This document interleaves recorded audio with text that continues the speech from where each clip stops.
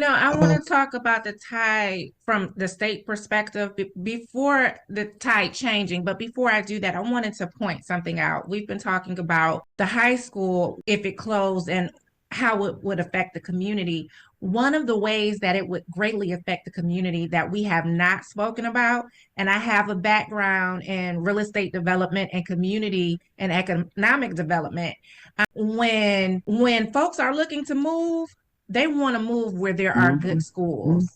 And Absolutely. to take away the high school, that would affect the property values. So that's another way. But the tide turning for me from a state perspective is when there was a press conference that I participated in, and Yeah. multiple elected officials and groups participated in, that was given on the local level there. And I came out, and not too long after the press conference, and I think the conference was very powerful with all of the voices, but not too long after that, we got a call to come into the governor's office to Mhm. meet with the lieutenant governor and to meet with her staff.